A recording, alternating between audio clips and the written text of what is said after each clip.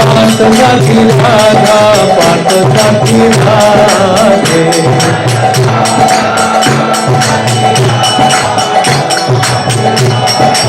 जय सीताराम लक्ष्मण हनुमान, सीताराम लक्ष्मण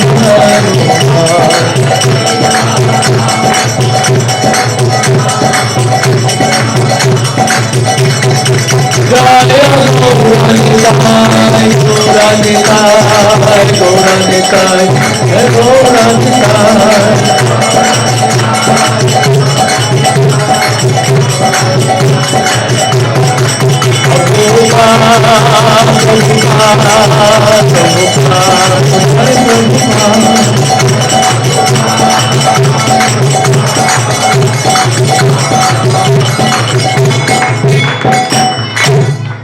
श्रील प्रभुपाद की।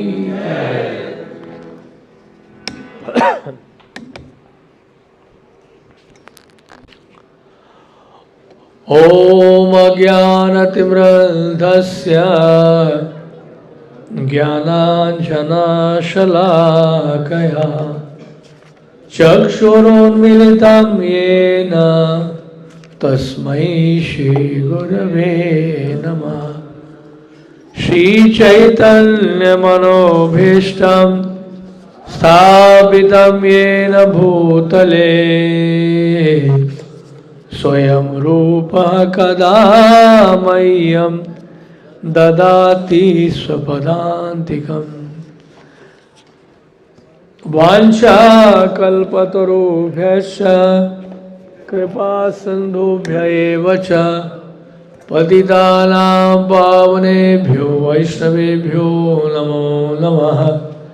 जय श्री कृष्ण चैतन्य प्रभु नित्यानंद, श्री अद्वैत गदाधर श्रीवासादि गौर भक्तवृंद। हरे कृष्ण कृष्ण कृष्ण हरे हरे, हरे राम राम राम हरे हरे।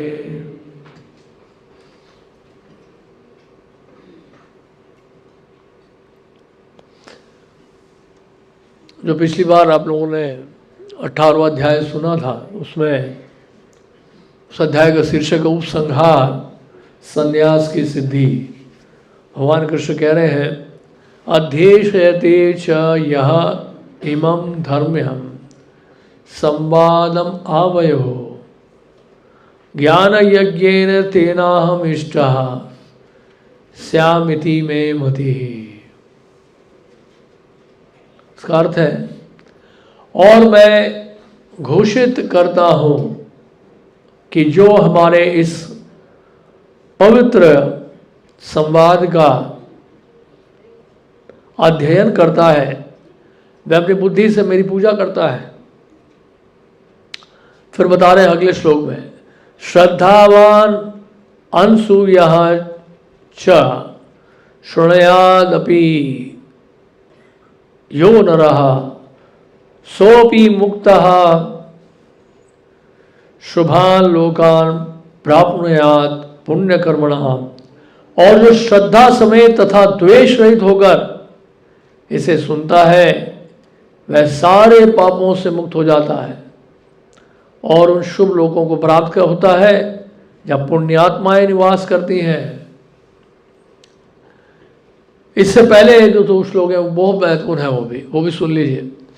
यह इदम परमम गुह्यम मद भक्तेषु अभिदास्यति भक्तिमयी पराम कृत्वा माम एव ये शयति असंशयः।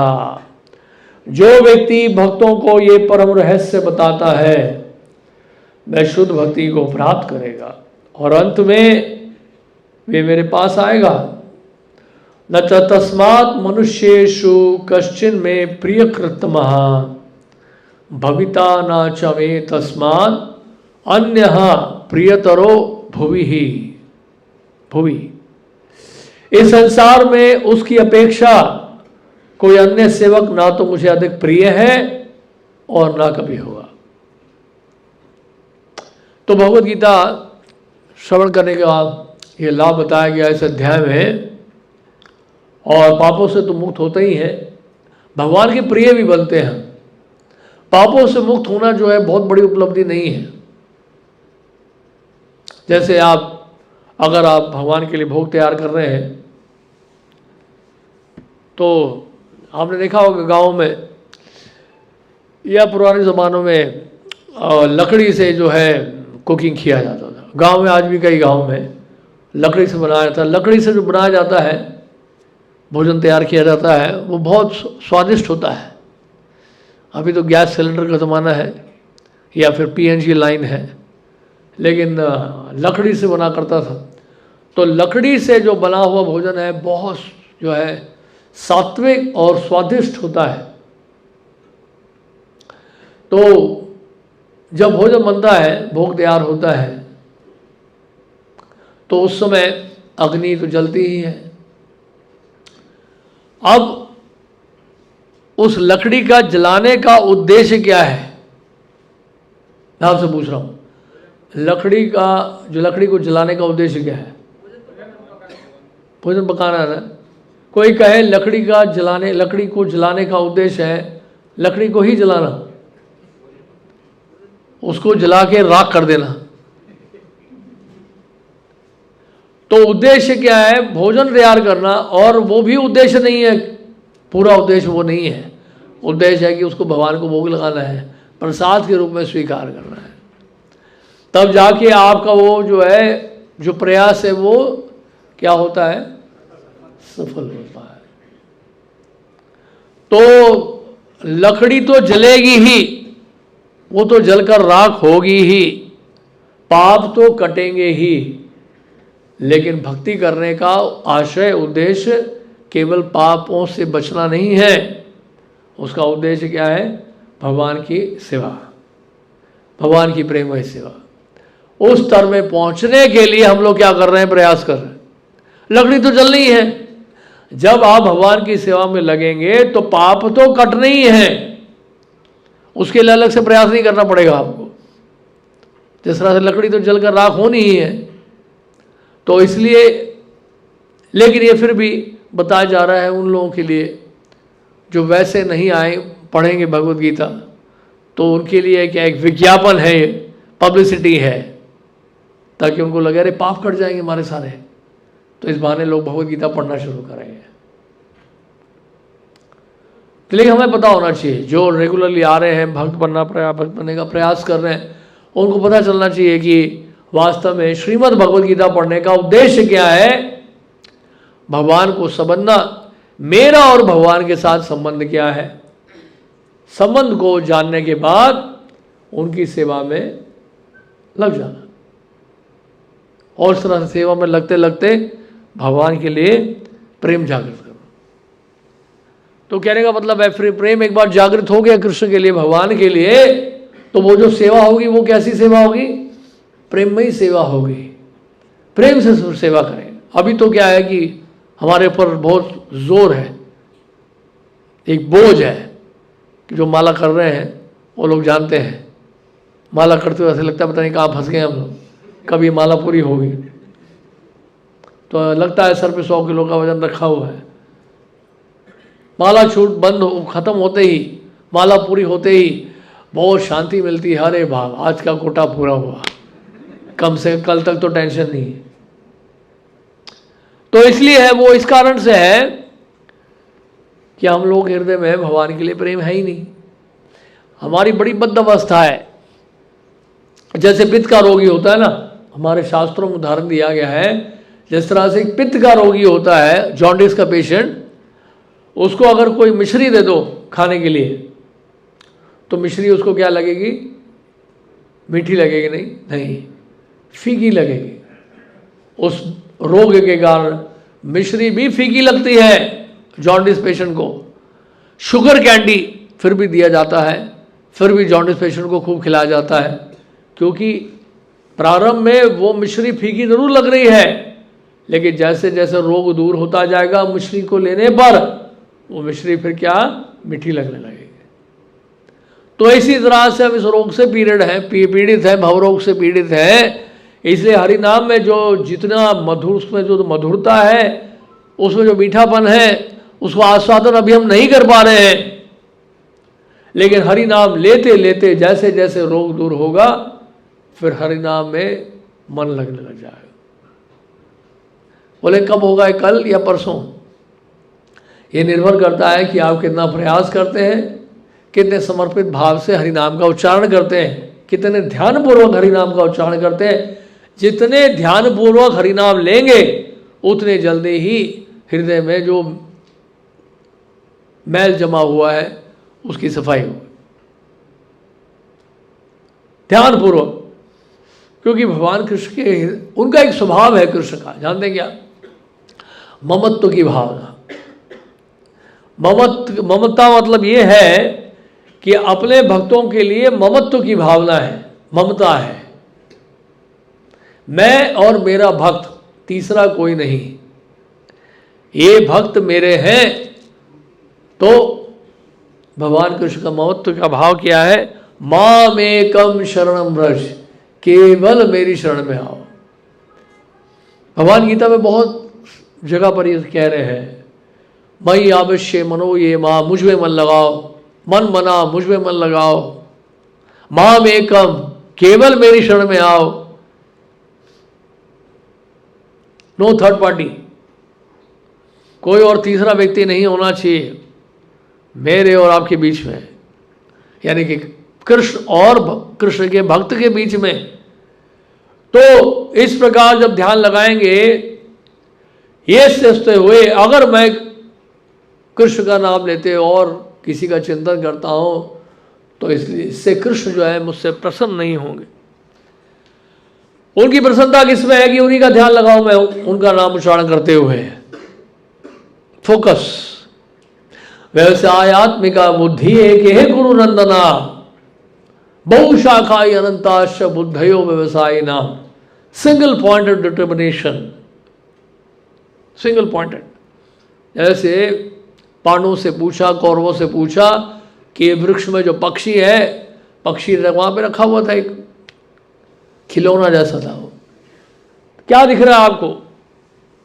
सबने अलग अलग विवरण दिया। अर्जुन ने कहा मुझे तो उस पक्षी की आंख नजर आ रही है, क्योंकि गुरु द्रोणाचार्य चाहते थे कि बस उस पक्षी की आंख के ऊपर नजर हो और बाण चलाए तो सीधा पक्षी की आंख में लगे। अर्जुन ने कहा मुझे केवल आंखें दिख रही है बस। तो अर्जुन ने बाण चलाया तो सीधा उस पक्षी के आंख में जाके लगी। तो इस प्रकार एक बाण बनाने वाला था, भागवत में कथा आती है, बाण बनाने वाला, एरो मेकर। तो बाण बना रहा है, पास में से एक कुछ लोग स्मशान घाट की तरफ किसी मरे हुए व्यक्ति को लेके जा रहे हैं।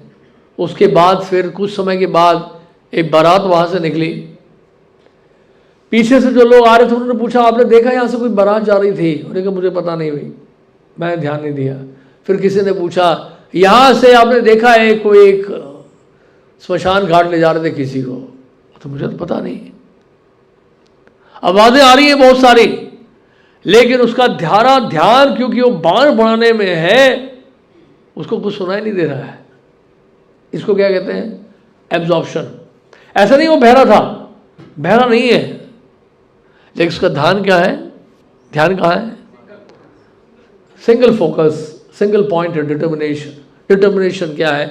सिंगल पॉइंटेड फोकस, कि जड़ में ही पानी डालना है, शाखाओं में नहीं। अगर आप चाहते हैं कि पौधा बड़ा हो वृक्ष के रूप में और आगे चलकर फल दे, तो आपको कहाँ जल डालना पड़ेगा? जड़ में। ऐसे नहीं कि आप कहीं भी जल डाल रहे हो, कान में डाल रहे हो दाल, नाक में डाल रहे हो हरी मिर्च, लाल मिर्च, नहीं, आंख में डाल रहे हो पास्ता और पिज्जा। तो क्योंकि शरीर में 9 छिद्र हैं तो कहीं से भी डाल दो कुछ भी, ऐसा नहीं होता ना। तो पेट में भोजन डालने के लिए, प्रसाद पेट में जाने के लिए मुंह से ही डालना पड़ेगा, तो रास्ता तो वही है। तो ये फोकस है कि नहीं? फोकस है ना। तो इसी तरह से क्या है, जड़ में पानी डालना, यानी कि कहने का मतलब ये है हमारा जब जप होता है, इसको ध्यानपूर्वक जप कहते हैं, भगवान के पवित्र नामों का उच्चारण, तो नाम किसका ले रहे हैं ये अच्छे से पता होना चाहिए हमें, किसका नाम ले रहे हैं। जैसे हमारे मंदिर में प्रधानमंत्री आए थे 2019 फरवरी में, म्यूजियम में जो भगवत गीता है, देखिए आपने कि भगवत गीता म्यूजियम है, उसका उद्घाटन करने के लिए फरवरी का महीना था 2019। तो जब वो आए तो पूरा एरिया जो है ब्लॉक कर दिया, यहाँ पे पूरे एरिया की सफाई भी हो गई इस बहाने। अब प्रधानमंत्री आ रहे हैं तो वो इलाका बिल्कुल साफ स्वच्छ होना चाहिए कि नहीं, और साथ में उनके कमांडोज आए हैं, सिक्योरिटी आई है, बहुत सारी, प्रधानमंत्री जी आए हैं। उस समय मंदिर बिल्कुल बंद था पब्लिक के लिए, केवल उन्हीं के लोग थे और कुछ लोग थे यहाँ पे गेस्ट जिनको एड्रेस करना था उन्होंने ऑडिटोरियम में, तो प्रोटोकॉल था उनके लिए क्या कि पहले वो जाएंगे म्यूजियम, भगवत गीता का उद्घाटन करेंगे, फिर ऑडिटोरियम आएंगे, यहाँ स्पीच देंगे, फिर यहाँ स्पीच देकर फिर यहाँ से सीधा चले जाएंगे कैबिनेट मीटिंग में। कैबिनेट की मीटिंग थी उस दिन, बॉर्डर में अटैक हुआ था ना पाकिस्तान को लेकर, है सब पता है वो, तो इसलिए उनको जाना था। तो ये सब कुछ जो है निर्धारित था पहले से ही।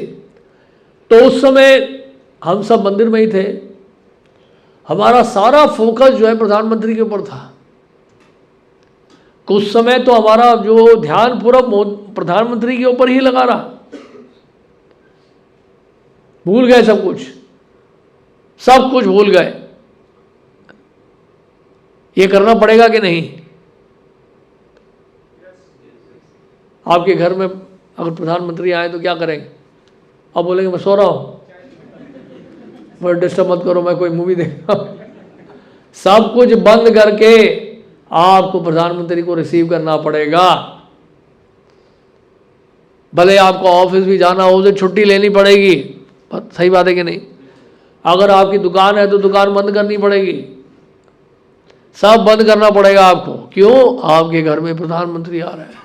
सारा ध्यान आपका ही नहीं, आपके परिवार के जितने लोग हैं, शादी हुई है अगर तो पत्नी है, अगर बच्चे हैं तो बच्चे हैं, आपके मित्र जिनको आप मिलाना चाहते हैं प्रधानमंत्री से वो भी, आपके घर के नौकर चाकर वो भी, सबके सबका ध्यान प्रधानमंत्री के ऊपर होगा कि नहीं होगा बताइए? सब भूल जाएंगे ना। तो एक देश के प्रधानमंत्री हैं केवल, ये तो अनंत कोटि ब्रह्मांड के मालिक हैं, इनका नाम ले रहे हैं तो कितना सावधान होना चाहिए, नहीं समझेगी नहीं? तो इसलिए ये जो उपदेश दे रहे हैं भगवान कृष्ण का उपदेश है, ये कोई ऐसे नहीं कि लोकल कोई लीडर है यहाँ का, कोई देश का नेता बोल रहा है, नहीं, ये तो अनंत कोटि ब्रह्मांड के मालिक हैं, उनकी वाणी है, उनका उपदेश है, उसको कितनी गंभीरता से हमें लेना है। तो भगवान कृष्ण की कृपा है ये कि खुद ही अपने आप ही वो उपदेश दे रहे हैं, स्वयं भगवान हमें बता रहे हैं किस तरह से उनके साथ हमारा जो खोया पाया संबंध है उसको पुनः जागृत कर सकते हैं, उस शिशुद्ध कृष्ण भावना को फिर से जगा सकते हैं इस श्रीमद् भगवद गीता के माध्यम से। तो ये भगवद गीता इतना अनमोल ग्रंथ है, इसमें सारी समस्याओं का हल है। पूरे संसार में जितनी समस्याएं हैं उन समस्याओं का हल आपको श्रीमद् भगवद गीता में मिल जाएगा। अगर इसको अपने जीवन में उतार लेंगे सारी समस्या आपकी खत्म। लेकिन लोगों को विश्वास तो होना चाहिए पहले, इस ग्रंथ को खोलना, इसको स्वीकार करना, और सबसे बड़ी बात है जो उसमें शिक्षाएं दी हैं उसको अपने जीवन में उतारना। भगवद गीता के श्लोक तो बहुत लोग जानते हैं, कई जैसे विद्वान हैं जिन्होंने श्रीमद् भगवद गीता के 700 श्लोकों को याद किया हुआ है, लेकिन इसका अर्थ ये नहीं है कि वो भक्त हैं भगवान के। वो समर्पित नहीं है, उनको केवल श्लोक ही याद है। तो इसलिए याद मतलब समर्पित होने का मतलब क्या है? जैसे अर्जुन ने कहा, अर्जुन ने क्या बोला, आपने 18वां अध्याय पढ़ा था अभी, उस 18वें अध्याय में जो श्लोक संख्या 73 है, जिसमें अर्जुन क्या कह रहे हैं? अर्जुन उवाच नष्टमोहा स्मृति लब्ध्वा तत्प्रसादान् मयाच्युता स्थितोऽस्मि गतसेन संदेह करिष्ये वचनम तव। अब आप जो कहेंगे मैं करने के लिए तैयार हूं। अर्जुन ने कहा, हे कृष्ण, हे अच्युत, अब मेरा मोह दूर हो गया, आपके अनुग्रह से मुझे मेरी स्मरण शक्ति वापस मिल गई। अब मैं संशय रहित तथा दृढ़ हूं और आपके आदेश अनुसार कर्म करने के लिए उदित हूं। करिष्ये वचनम तवा, अब आप जो कहेंगे मैं करने के लिए तैयार हूं। अर्जुन ने इसका मतलब श्रीमद् भगवद गीता को बहुत अच्छे से समझा है। केवल श्लोक नहीं याद हुए उनको, भगवान कृष्ण ने जो कहा उसको वो करने के लिए तैयार है। यानी कि अब वो युद्ध करेंगे, किस लिए? हस्तिनापुर का राज सिंहासन प्राप्त करने के लिए नहीं, या ऊंचे लोकों में जाने के लिए नहीं। किस लिए करेंगे? भगवान कृष्ण को प्रसन्न करने के लिए करेंगे। तो इस तरह से समझना है, ये है कृष्ण भावना भावित कर्म। तो भगवद गीता सुनने के बाद निष्कर्ष ये निकलता है कि भगवान कृष्ण कौन से कर्म की बात कर रहे हैं भगवद गीता में। लोग अक्सर कहते हैं भगवद गीता में तो कर्म के बारे में बताया गया है। भगवद गीता में कर्म, कौन से कर्म के बारे में बताया गया है?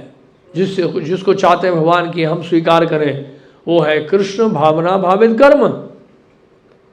सामान्य कर्म नहीं, कृष्ण भावना भावित कर्म। कोई भी कर्म क्यों ना कर रहे हो आप जो शास्त्रों के विरुद्ध नहीं है, ऐसा कर्म जो है जब भगवान की प्रसन्नता के लिए किया जाता है उसको कृष्ण भावना भावित कर्म कहते हैं। अर्जुन अगर युद्ध कर रहे हैं तो भगवान की प्रसन्नता के लिए युद्ध कर रहे हैं। युद्ध करना छोड़ा नहीं उन्होंने, लेकिन वो किसके लिए कर रहे हैं? भगवान की प्रसन्नता के लिए। इसलिए अनेक कार्य आप कर सकते हैं समाज में रहते हुए, लेकिन ध्यान रहे वो किस लिए करना है? भगवान की प्रसन्नता के लिए करना है।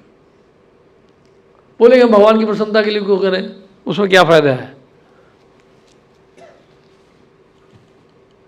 कार्य तो होना ही है, प्रसन्नता उनकी हो या ना हो, हमें क्या फर्क पड़ता है?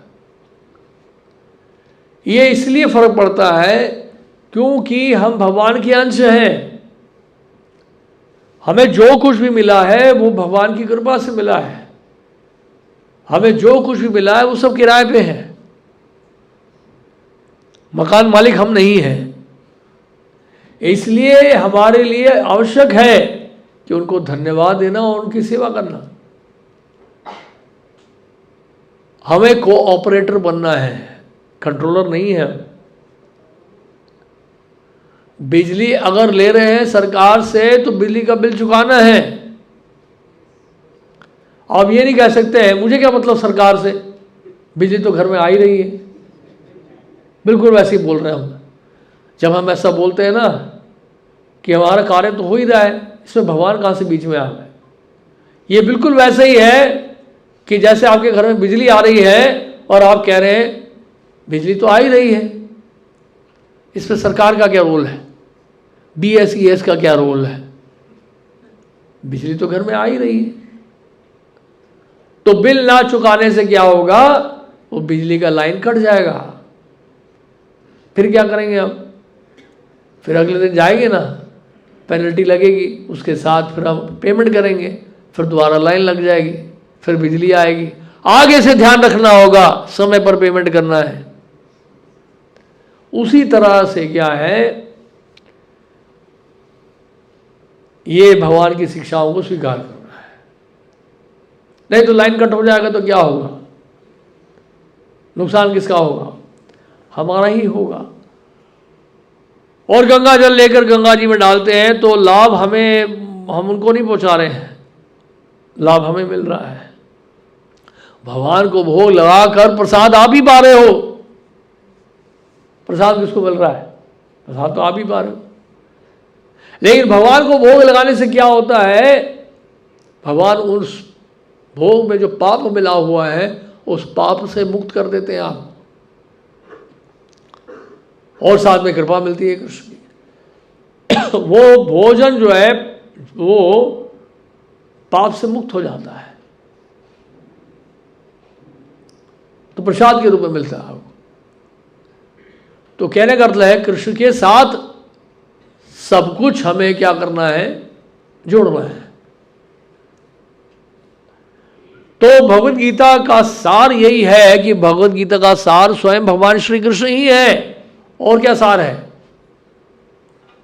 ऐसा नहीं कि जो हो रहा है अच्छा हो रहा है, कल किसने देखा, व्यर्थ क्यों चिंता करते हो, ये गीता का सार नहीं है।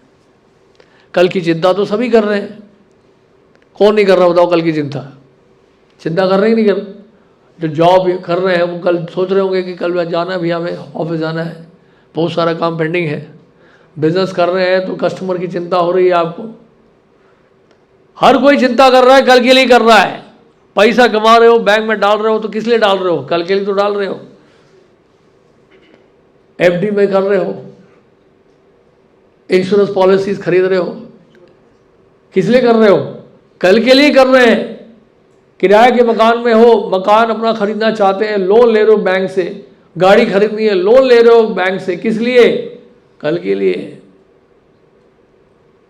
और लोन चुका रहे हैं तो पैसा आएगा तभी तो लोन चुकाएंगे ना, तो उसके लिए दिन रात मेहनत करते हैं आप, ताकि कल आने वाला कल आपका सुरक्षित हो। रात को क्यों सोते हैं? कल के लिए। हम सब कुछ कल के लिए तो कर रहे हैं।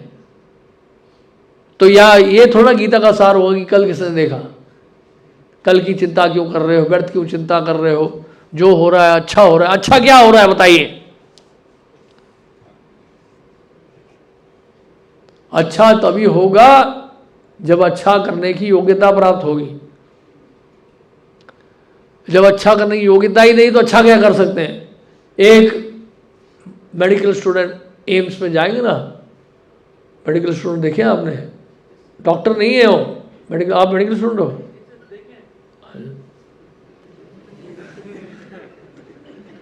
तो उनके गले में भी स्टेथोस्कोप होता है, डॉक्टर का ड्रेस भी पहना होता है। डॉक्टर नहीं है वो, देखने में डॉक्टर लगते हैं लेकिन डॉक्टर नहीं है, प्रिस्क्रिप्शन नहीं दे सकते मरीज को। सीनियर डॉक्टर के अंडर ट्रेनिंग लेनी होती है उनको। जो सीनियर डॉक्टर प्रोफेसर होते हैं उनके इर्द गिर्द बहुत सारे मेडिकल स्टूडेंट्स होते हैं, वो देखते रहते हैं डॉक्टर क्या कर रहे हैं, सर्जरी कर रहे हैं तो कैसे कर रहे हैं, पेशेंट्स को कैसे डील कर रहे हैं, पेशेंट को कैसे दवाई प्रिस्क्राइब कर रहे हैं, सब कुछ ऑब्जर्व करना पड़ता है। एमबीबीएस होने के बावजूद भी 1-2 साल सीनियर डॉक्टर के अंडर करना पड़ता है। क्या एकदम से क्लिनिक नहीं खोल सकते आप? बहुत माता बची है, 7-8 साल तपस्या है, घोर तपस्या। उसके बाद किसी कोने में बैठ के आप क्लिनिक खोल लो, वो अलग बात। तो कहने का मतलब ये है कि कितना प्रशिक्षण की आवश्यकता पड़ती है, कितना घोर परिश्रम करना पड़ता है एक डॉक्टर बनने के लिए भी, एक इंजीनियर बनने के लिए भी, एक चार्टर्ड अकाउंटेंट बनने के लिए, एक लॉयर बनने के लिए भी। वकील साहब बैठे हमारे सामने, वकील बनने के लिए कहाँ क्या, तो घर में बैठ के थोड़ा कोई वकालत करता है, घर में बैठ के थोड़ा कोई वकील बनता है। लॉ फर्म में जाना पड़ता है, लॉ कॉलेज में जाना पड़ता है, लॉ फर्म में जाके प्रैक्टिस करना पड़ता है, इवन ग्रेजुएट होने के बाद भी, एलएलबी के बाद भी। तो ऐसे ही कोई थोड़ा कोर्ट में घुस जाएगा जज के सामने। बहुत, तो हर एरिया में अपना अपना एक्सपर्टीज है सबका। तो इसलिए कहने का मतलब ये है कि यहाँ पर जो बता रहे हैं कि कल की कौन चिंता कर रहा है, कल किसने देखा। तो मैं बता रहा था कि अच्छा करने के लिए आपके पास योग्यता होनी चाहिए। तो लॉ स्टूडेंट जो है कोर्ट में जाके केस नहीं फाइट कर सकता, नहीं केस फाइल कर सकता हो, कर सकता है? मेडिकल स्टूडेंट क्या किसी का ऑपरेशन कर सकता है? पेशेंट का, वो सोच रहा है मैं अच्छा करना चाह रहा हूँ, I want to do something good, बेचारा मरीज बहुत परेशान है, मैं इसको दवाई दे दूँ। वो अच्छा करना चाहता है फिर भी अच्छा नहीं कर सकता हूँ। तो अच्छा करने के लिए भी क्या चाहिए? योग्यता चाहिए, क्वालिफिकेशन चाहिए। अगर आप अच्छा करना भी चाहते हो तो नहीं अच्छा कर सकते आप। तो इसलिए सबसे पहले जानना पड़ेगा कि अच्छा होता क्या है, तब तो अच्छा किया जाएगा ना। एक व्यक्ति पानी में डूब रहा है, उसका आप कोट निकाल रहे हो, बहुत महंगा कोट है जी, आपका 1 लाख रुपए का कोट है, लाओ दे दो, बताओ बचाओ बचाओ बचाओ, वो पानी में डूब रहा है उसका बाल पकड़ के आप ऊपर निकाल रहे हो, कोट निकाल तो रहा हूं, चुपचाप रहो पानी में तो कोट तो निकाल लिया आपने, फिर भी वो बेचारा डूब रहा है परेशान हो गया वो। फिर उसकी घड़ी है, रोलेक्स का वॉच है, बड़ी महंगी घड़ी पहनी है, वाटरप्रूफ, चलो भैया घड़ी में निकालो, घड़ी भी निकाल ली, कोट भी निकाल लिया, सारा निकाल लिया, बटुआ भी निकाल लिया, चलो भैया तुम डूबो मैं जा रहा हूं। तो आपने अच्छा किया उसके, बताइए कुछ अच्छा किया आपने? अच्छा तो तब होता जब उस इंसान को बचाते, उस व्यक्ति को बचाते। अगर एक व्यक्ति का एक्सीडेंट हो गया, बहुत बड़ी गाड़ी है, रोल्स रॉयस, बड़ा भयानक एक्सीडेंट हुआ है, और आप जो है ड्राइवर जो है अंदर घायल है, पीछे जो व्यक्ति बैठा है वो भी घायल है, दोनों घायल है। अब गाड़ी को ले जा रहे वर्कशॉप में, उन दोनों को पास में बिठा के वहाँ एक पार्क में दोनों को कुर्सी में बिठा दिया, तुम दोनों यहीं बैठ जाओ, पहले मैं गाड़ी को लेके जाता हूँ। गाड़ी 10 करोड़ की है, अब तुम्हारी क्या कीमत है? तुम्हारे शरीर में जो कंपोनेंट्स हैं, केमिकल कॉम्पोजिशन है, उसकी कीमत है 10 करोड़ की? नहीं है, इसकी ज़्यादा कीमत है। हम पहले इसको वर्कशॉप लेके जाएंगे, बहुत अच्छा काम कर रहे हो। वो बेचारा बेवकूफ़ है, अज्ञानता में है, उसको ये नहीं पता अच्छा करना किसके लिए है, अच्छा करने का मतलब क्या है। तो इसलिए बहुत जानना जरूरी, अच्छा क्या है। तो भगवद गीता से हमें ये शिक्षा प्राप्त होती है कि वास्तव में अच्छा होता क्या है। आपने जेल में जो है किसी को सोने का चेन पहना दिया,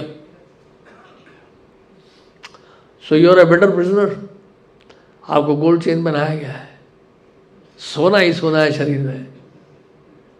वो तो हार्ड कोर क्रिमिनल्स हैं, उनको लोहे का चेन बनाया गया है, कुछ लोगों को चांदी का, आपको गोल्ड चेन बनाया गया है। You are so fortunate. बोलेगा फॉर्चुनेट तो हूं sir, but I am in jail. तो क्या हुआ, सोने का चेन तो है, आपके कमरे में टीवी लगा है, फर्नीचर है, फ्रिज है, सारी फैसिलिटी आपको दी है, प्राइवेट कमरा दिया है आपको, 5 स्टार फैसिलिटी है, बट सर मैं जेल में हूं। तो क्या हुआ, ये रहकर सड़ो। तो कहने का मतलब ये है कि जिसको हम अच्छा सोच रहे हैं, वास्तव में अच्छा होना भी तो चाहिए ना। इसलिए वो अच्छा क्या है, उसका नॉलेज होना, उसका ज्ञान होना बहुत आवश्यक है।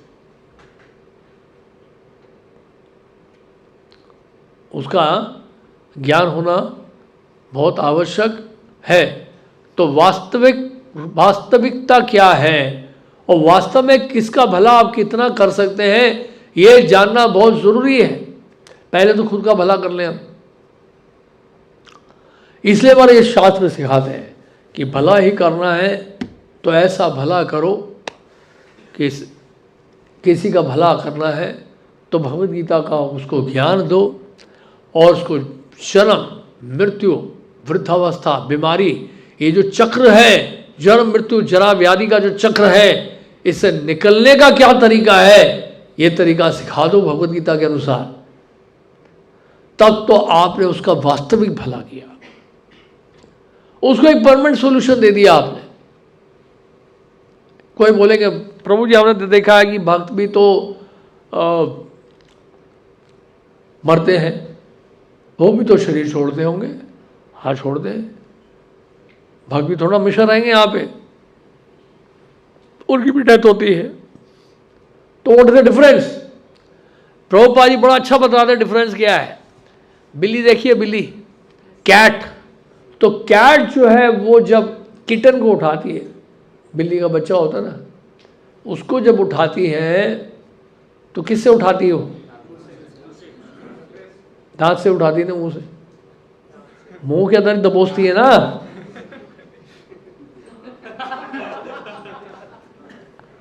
और वही बिल्ली जो है जब चूहे को उठाती है, किससे उठाती है?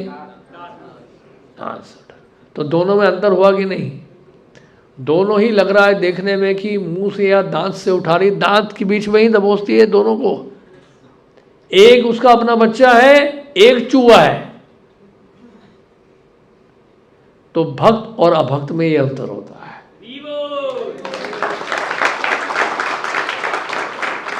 भक्त और अभक्त में अंतर यह होता है कि चूहा कैसा है? जिसको माया के द्वारा दबोच लिया गया है, काल उसके सामने है। लेकिन भक्त जो है वो सुरक्षित है, वो मुंह में तो गया है, लगता ऐसा है कि काल के प्रभाव में आ गया, वो भी काल में प्रवेश कर गया है, लेकिन अंदर रहकर भी वो सुरक्षित रहता है। उसकी मृत्यु कैसी है? जैसे कि कोई सोकर उठता है, जब सो के उठता है तो सामने कृष्ण को देखता है।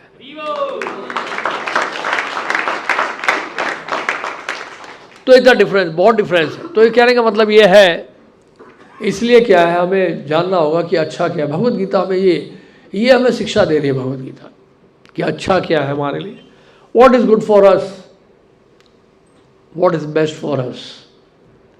इसलिए अर्जुन ने कहा कि मेरे लिए जो श्रेयस्कर है वो मुझे आप उपदेश दें, मैं आपका शिष्य हूं।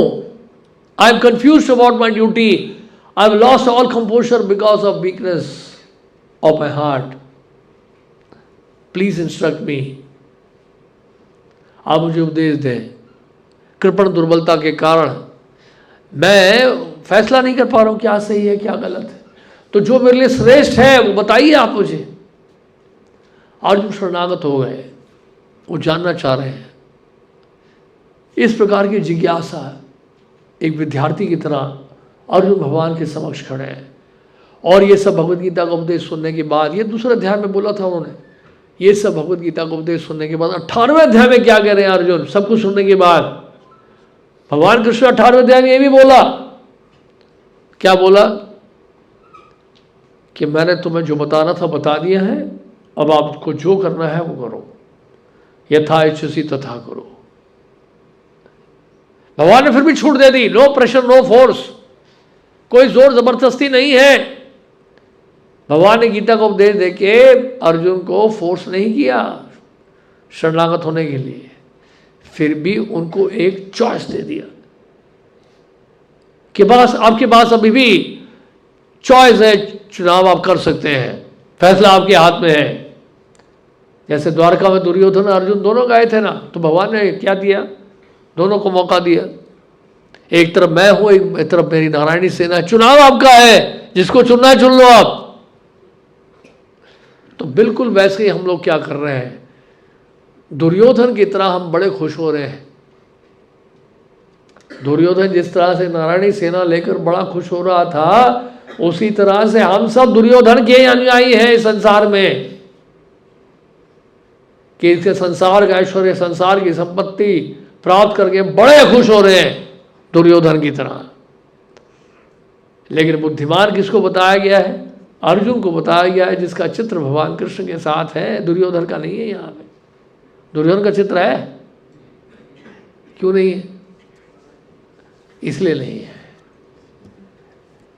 इसलिए नहीं है क्योंकि दुर्योधन जो है वो भगवान की शक्तियों को तो चाहता था, लेकिन भगवान को नहीं चाहता था, इसलिए तब बुद्धिमान नहीं हो। तो इसलिए हम लोगों को बुद्धिमान बनना है, सारथी हमें बनाना है। किसको? कृष्ण को अपना सारथी बनाना है। जिस तरह से ये पार्थ सारथी हैं, पार्थ कौन है? अर्जुन है। सारथी कौन है? कृष्ण है। तो पार्थ सारथी, इसी तरह से हमारे सारथी कौन होने चाहिए? कृष्ण होने चाहिए। कि उनके मार्गदर्शन में अपना जीवन बिताएंगे हम, और इस तरह से क्या है अपने जीवन को सफल बनाएंगे। नहीं तो माया बहुत प्रभावशाली है, जो भी भगवान की शरण नहीं लेगा उसको माया फिर क्या नरक में जाना पड़ेगा, भविष्य फिर अंधकार में होगा हमारा, काल सब कुछ निकल जाएगा, है कि नहीं। भगवान को मानो या ना मानो, काल तो निकलने ही वाला है सबको, भले वो भक्त हो या कोई भी हो।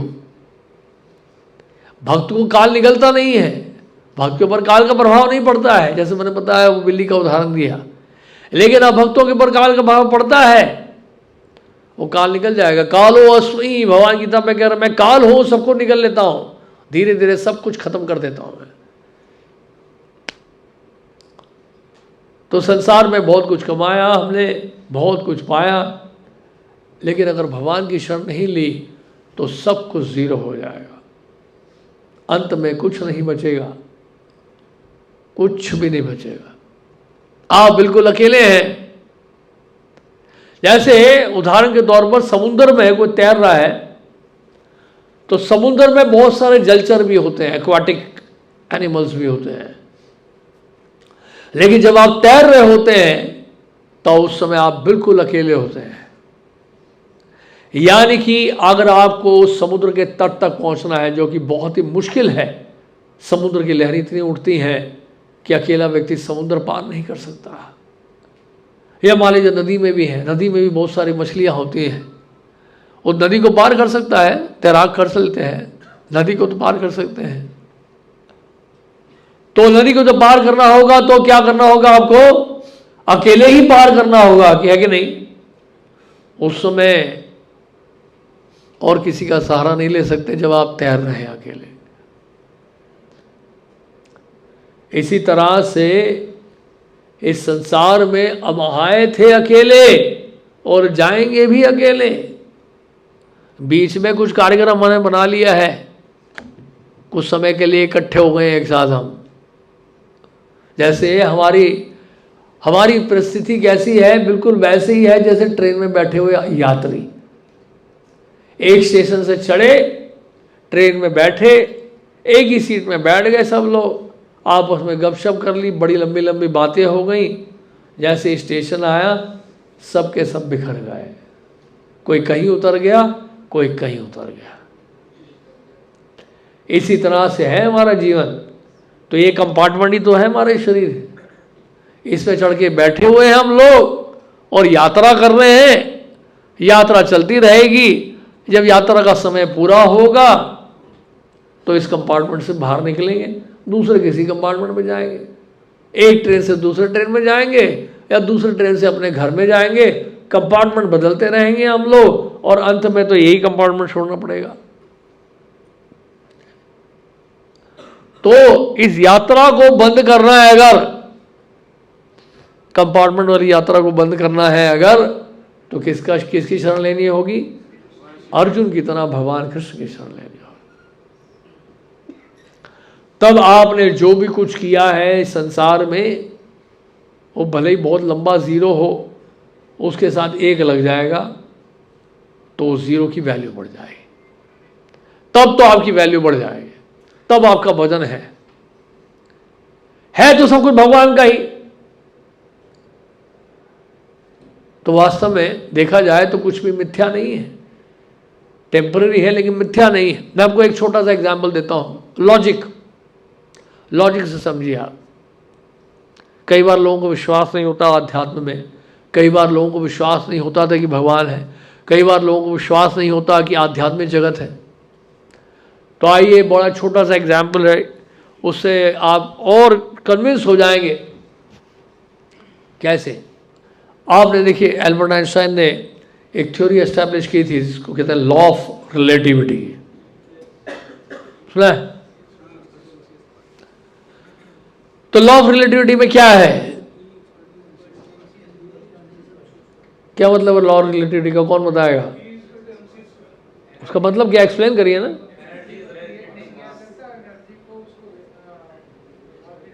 और बताइए, और बताइए। देखिए law relativity simple term, simple explanation इसका ये है, किसी भी वस्तु को समझने के लिए किसी अन्य वस्तु का सहारा लेना पड़ता है। किसी एक सब्जेक्ट को समझने के लिए किसी और सब्जेक्ट को सपोर्ट लेना पड़ता है। रिलेटिव वर्ल्ड है ये। लॉ ऑफ रिलेटिविटी केवल एक फॉर्मूला नहीं है, ये पूरा संसार ही क्या है, रिलेटिव वर्ल्ड है। लॉ रिलेटिविटी पूरे संसार में एप्लीकेबल है। सर्दी की चर्चा करते हैं तो गर्मी का पता होना चाहिए। हस्बैंड का महत्व कब है, हस्बैंड को हस्बैंड कब कहा जाएगा, जब वाइफ होगी। वाइफ को वाइफ कब कहा जाएगा, तब हस्बैंड होगा। नहीं, दिन को दिन कब कहा जाएगा, जब रात होगी। रात को रात कब कहा जाएगा, जब दिन होगा। सुख का मतलब क्या है, दुख को समझना होगा, तभी तो सुख की अनुभूति होगी। ये रिलेटिव टर्म है, ये सब रिलेटिविटी यहां पे भी है। ये लॉ ऑफ रिलेटिविटी यहां पे भी अप्लाई होता है। सुख दुख, लाभ हानि, सर्दी गर्मी, दिन रात, ये सब रिलेटिव टर्म्स हैं, है कि नहीं, है या नहीं। तो ये सारे रिलेटिव टर्म्स हैं। ये हस्बैंड वाइफ, फादर सन, जब सन की बात करते हैं तो बोलते पिता कौन है, पिता ही नहीं तो सन का क्या मतलब है। और सन कह रहे हैं तो पिता कौन है, पिता है तो सन कौन है। सारा रिलेटिव टर्म है। देखिए एब्सोल्यूट कुछ भी नहीं है यहां पर, एब्सोल्यूट नहीं है। तो डिफाइन करना है किसी भी चीज को, आपको समझना पड़ेगा, किसी और वस्तु को समझना पड़ेगा, तभी आप समझ पाएंगे कि वास्तव में है क्या है कि नहीं।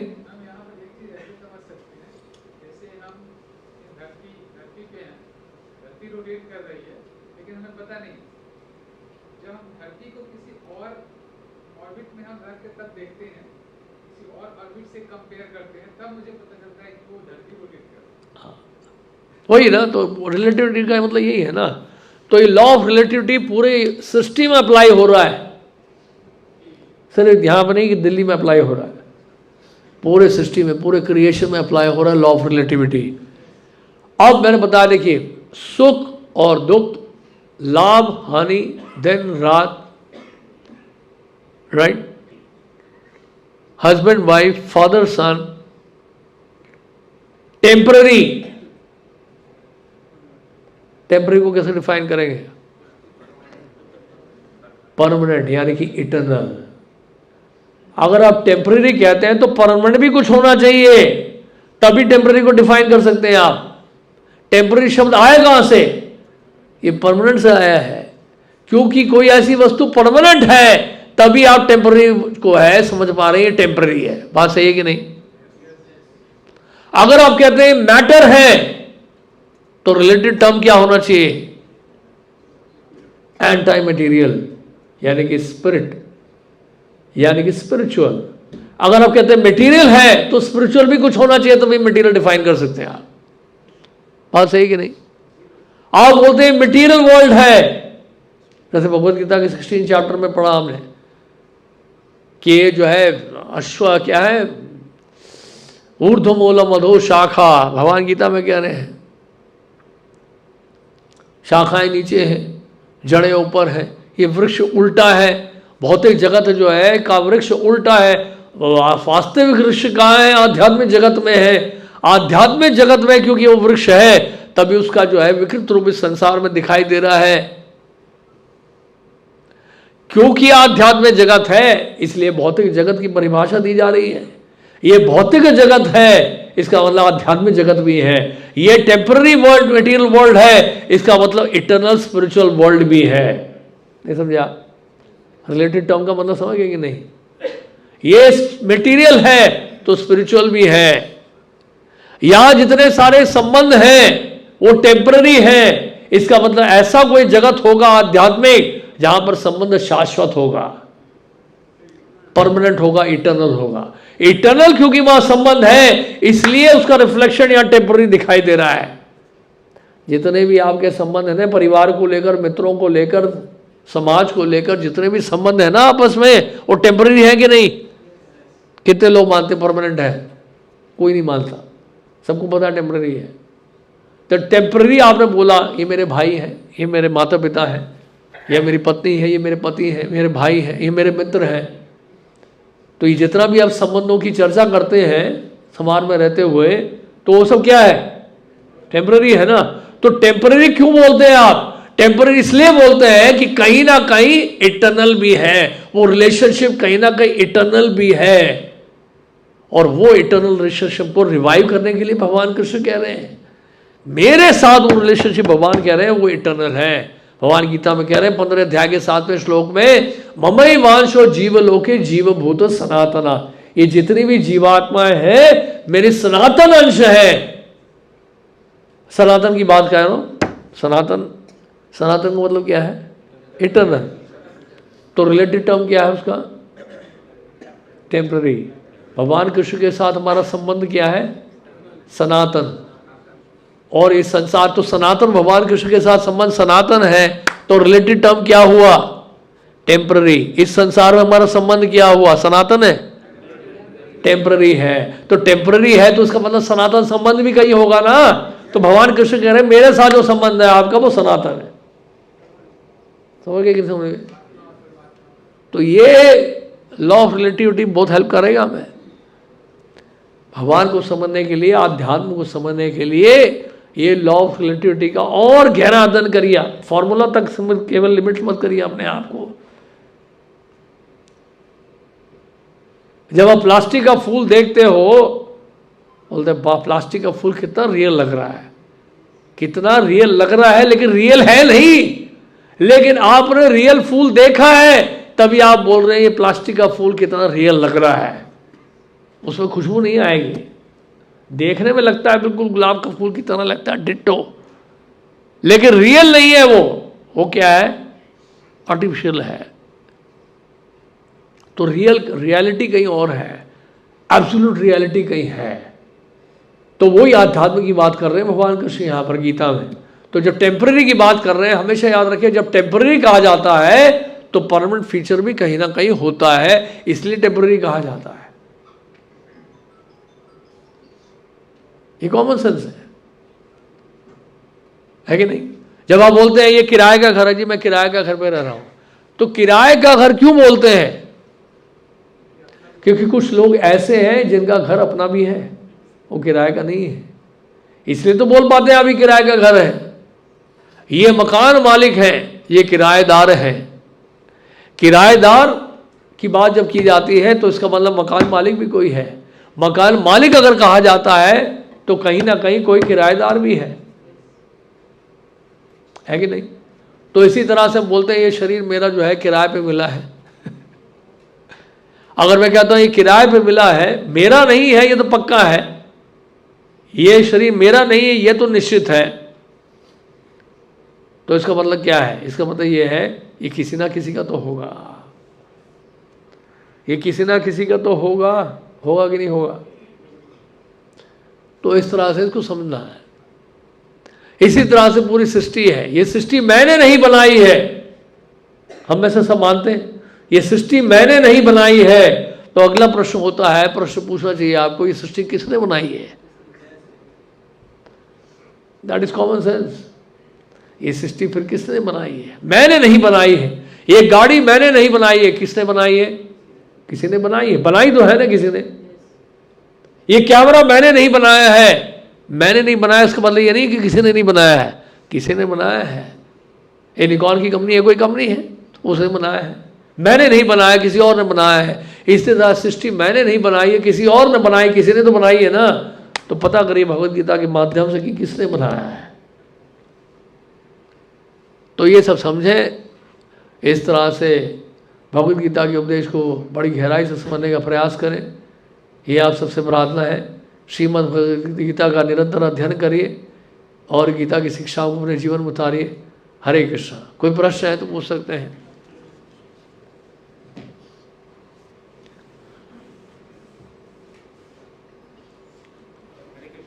हरे कृष्ण।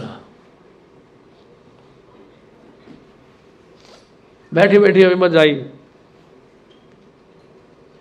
प्रभु जी जैसे रामायण में विभीषण भक्त होते हैं राम जी के, राइट?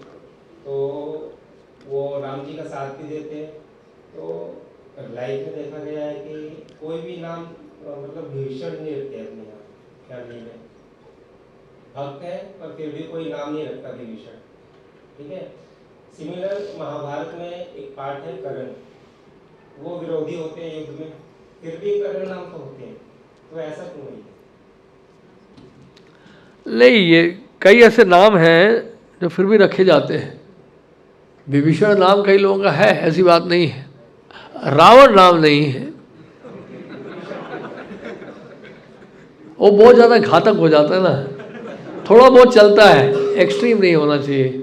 अब कोई बोले कि हमारे बेटे का नाम कंस है और दूसरा जो बेटा उसका नाम शिशुपाल है, वो समस्या बढ़ गई ना अभी। अब कलयुग में तो सारा अंत हो रहा है, मूवीज ही बना रही है, रावण को बड़ा अच्छा दिखाया जा रहा है।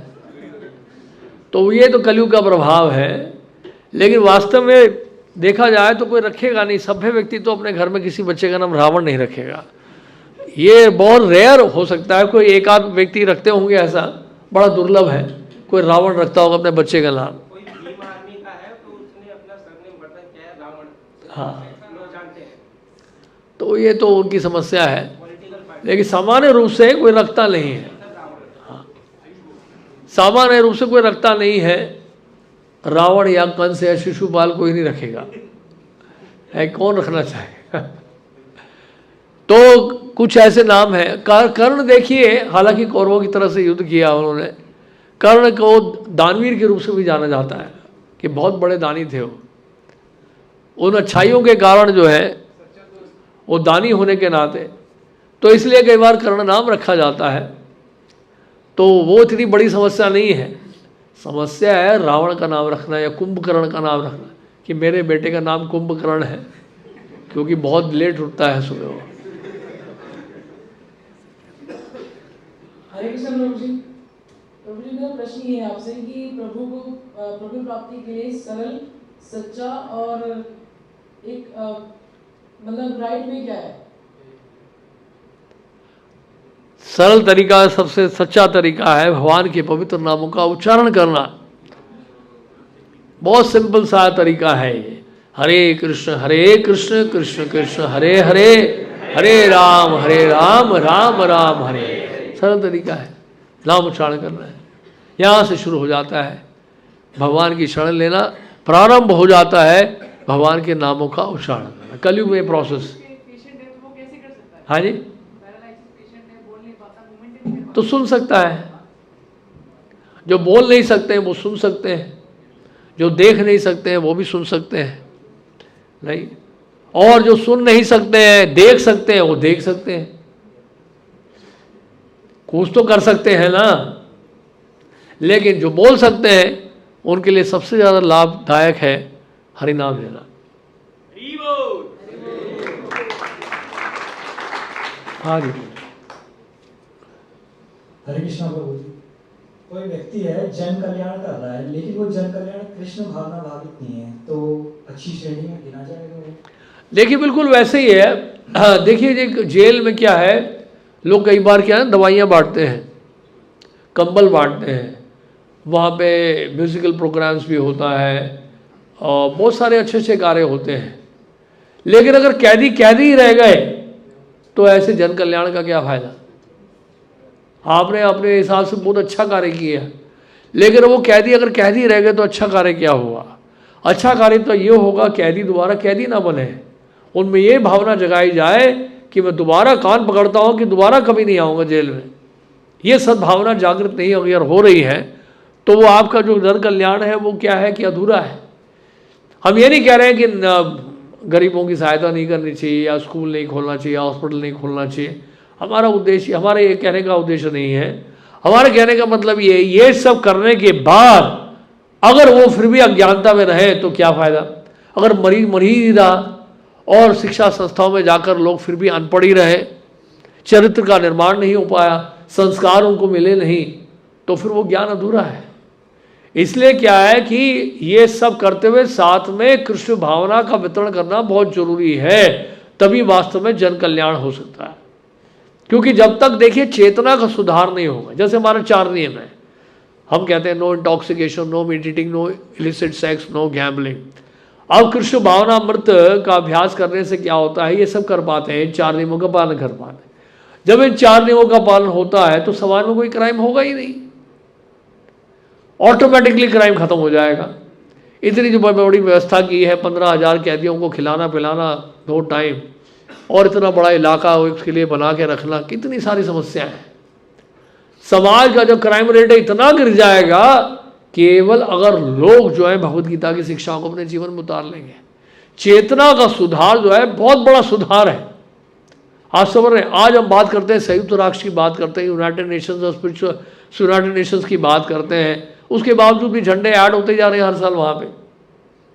यूनाइटेड तो कुछ हो ही नहीं रहा है। जब तक हृदय में, हमारे हृदय में दूसरे के लिए बैर की भावना बनी रहेगी, हम क्या कल्याण करेंगे दूसरे का। हृदय हमारा निर्मल होना चाहिए, काम क्रोध लोभ मोह मद मात्सर्य द्वेष इस सब से बिल्कुल मुक्त होना चाहिए हमारा हृदय। जब हमारा हृदय बिल्कुल मुक्त हो जाएगा इन अनर्थों से, इन विकृतियों से जो हमारी चेतना में कूट कूट के भरा है, इससे जब हमें छुटकारा मिलेगा तो तब जाके जो है वास्तविक जन कल्याण कर पाएंगे हम लोग। नहीं तो बैर की भावना बनी रहेगी। ऊपर से तो हम भला करने की कोशिश कर रहे हैं, लेकिन घर में ही झगड़ा कर रहे हैं, अपने सगे संबंधियों से झगड़ा कर रहे हैं। तो कहने का मतलब ये है कि चेतना का सुधार लाना बहुत जरूरी है। साथ साथ वो बहुत जरूरी है। ठीक है, आपने कपड़े दे दिए, गरीबों को दवाइयाँ दे दी, वो सब ठीक है, अच्छी बात है, लेकिन वास्तव में असली कल्याण नहीं कर पा रहे आप, क्योंकि उनकी चेतना में सुधार नहीं आ रहा। देखिए गरीब व्यक्ति, हम बोलते हैं बहुत गरीब है जी, ठीक है, आप उनको जाके खाना दे रहे हो, कपड़े दे रहे हो, लेकिन वहाँ आपको पता है बच्चे जो हैं, गरीब बच्चे, इतने गरीब बच्चे जो हैं ड्रग्स ले रहे हैं, सड़क पे जो भीख मांग रहे हैं, बहुत सारे गरीब बच्चे ड्रग्स ले रहे हैं, छोटे छोटे बच्चे।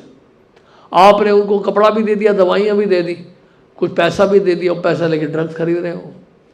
तो आपने तो अपने हिसाब से सुधार कर दिया, आपने उस जन कल्याण कर दिया, लेकिन क्योंकि उनकी चेतना में सुधार नहीं आया, वो वहीं के वहीं रह गए, वो आगे नहीं बढ़ पाए। आपने तो केवल शरीर के निर्वाह के लिए थोड़ा बहुत व्यवस्था कर दी, आज अपने पेट भर दिया, कल सुबह फिर से वो भूखा है। आज अपने कपड़े दे दिए, कल फिर कपड़ा नहीं है उसके पास। लेकिन जब तक उसकी चेतना में सुधार नहीं आएगा, तब तक वास्तव में उसका कल्याण होगा ही नहीं। वो कल्याण होना बहुत जरूरी। समाज की व्यवस्था तभी सुधर सकती है जब हम वास्तविक कल्याण करना चाहें।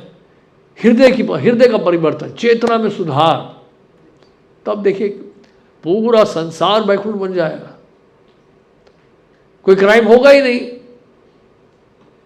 तो नहीं तो क्या है, समाज सुधार हम कर रहे हैं, जेल में जाकर और कैदी बने रहे तो क्या फायदा। कितने कैदी जेल से छूटते हैं, फिर क्राइम करते हैं, फिर जेल में चले जाते हैं, बोलते हैं यहाँ ज़्यादा अच्छा है तिहाड़ में, बाहर जाके क्या करूँगा मैं, कम से कम 2 वक्त की रोटी तो मिल रही है वहाँ पे, बाहर जाके कौन पूछेगा मुझे। ऐसी मेंटालिटी है लोगों की, कैदियों की। तो वो मेंटालिटी कब खत्म होगी, जब उनके कॉन्शियसनेस पे जो है वर्क करेंगे। आप समझ रहे हैं, ये बात है। हरे कृष्ण। हरे कृष्ण। मुझे पता करना था कि कर्ण और अर्जुन में से श्रेष्ठ कौन है। बहुत से लोग कहते हैं कि कर्ण श्रेष्ठ है, और मैंने YouTube पे भी काफी ज्यादा वीडियोस देखी। हाँ जी, मैंने YouTube पे भी काफी ज्यादा वीडियोस देखी जिसमें कहते हैं कि कर्ण ज्यादा श्रेष्ठ है। देखिए आजकल वीडियो से मत जाइए, क्योंकि जितने वीडियोस बन रहे हैं उसका पीछे पर्पस कमर्शियल हो रहा है।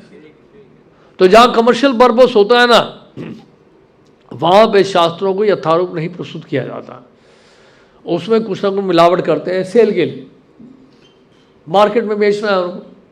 जैसे अभी बताया कि रावण नाम दे दिया किसी ने, रावण नाम जोड़ लिया है, रावण को अच्छा बताया जा रहा है कई जगह पे। तो ये तो बेसिकली आधुनिक तरीके हैं मार्केटिंग करने का, सेल को बढ़ाने का। लेकिन वास्तव में शास्त्रों में क्या लिखा है वो देखना जरूरी है ना। हम तो शास्त्र की दृष्टि से देखेंगे। हमने बताया, पहले ही बताया कई बार कि लॉयर अगर बनना है तो लॉ कॉलेज जाना है, डॉक्टर बनना है तो मेडिकल कॉलेज जाना है, इंजीनियर बनना है इंजीनियरिंग कॉलेज जाना है आपको, राइट। और भक्त अगर बनना है तो आपको प्रमाणिक स्थान में जाना पड़ेगा आध्यात्मिक ज्ञान प्राप्त करने के लिए, टीवी सीरियल में नहीं। टीवी सीरियल से आध्यात्मिक ज्ञान नहीं प्राप्त होगा। तो इसलिए कर्ण में हालांकि बहुत अच्छे गुण थे, दानवीर जरूर था वो, लेकिन वो कौरवों की तरफ से लड़ रहा है जो अधर्म का साथ दे रहे हैं। इसलिए भीष्म पितामह देखिए महाजन है, भीष्म पितामह भी भगवान के भक्त हैं, लेकिन समस्या क्या है बहुत बड़ी उनकी, वो कौरवों की तरफ से युद्ध कर रहे हैं। ये बहुत बड़ी समस्या थी उनके, वो कौरवों की तरफ से युद्ध कर रहे थे जो अधर्म का साथ दे रहे थे, ये माइनस पॉइंट था उनका। तो इसलिए इतने महान होते हुए भी जो है उनको उतना श्रेय नहीं मिल रहा है, क्योंकि कौरवों की तरफ से युद्ध करने के कारण। तो कर्ण इसी तरह से जो है कौरवों की तरफ से युद्ध कर रहे हैं। दुर्योधन ने क्या उसको को राजा बना दिया अंग देश का, जब उनको सुतपुत्र कहा गया तो इसलिए उनको अंग देश का राजा बना दिया गया। तो कर्ण जो है जीवन भर समर्पित हो गया दुर्योधन के लिए। लेकिन समर्पित होने का लाभ क्या है? समर्पित होना तो भगवान की शरण में जाओ, वो उन्होंने कभी किया नहीं, इसलिए परिणाम बड़ा विपरीत हुआ। तो अर्जुन हर मायने में श्रेष्ठ है, क्योंकि अर्जुन भगवान के भक्त है। अर्जुन ने कृष्ण को चुना, दुर्योधन ने कृष्ण को नहीं चुना। अर्जुन की सबसे बड़ी योग्यता ये है, कृष्ण को अपना सारथी बनाया अर्जुन ने। इसलिए कर्ण का चित्र नहीं है, अर्जुन का चित्र है भगवद गीता के पहले पृष्ठ में।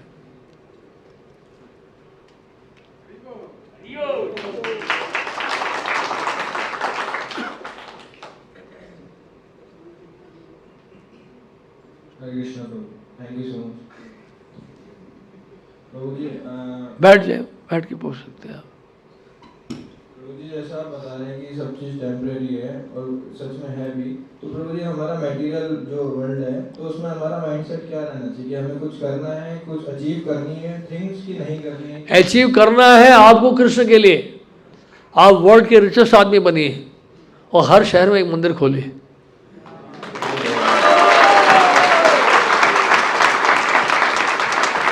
तब तो आपका धन कमाने का कोई लाभ हो।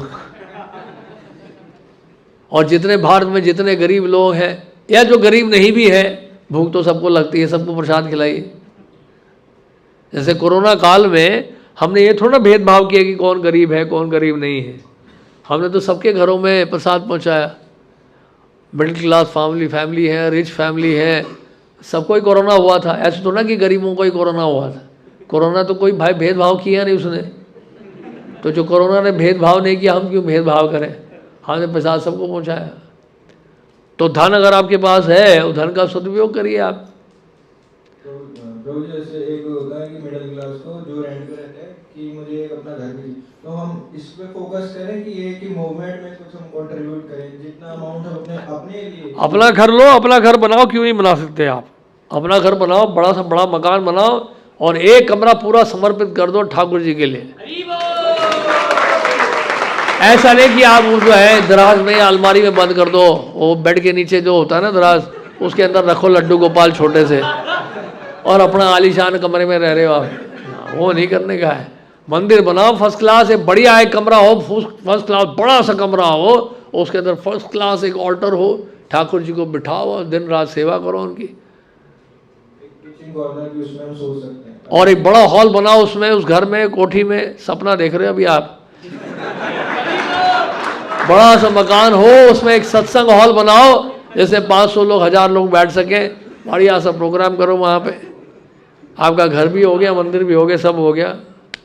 फिर देखो आनंद ही आनंद है, टेंशन ही खत्म। प्रसाद की व्यवस्था कर देना, सब आएंगे आपके घर।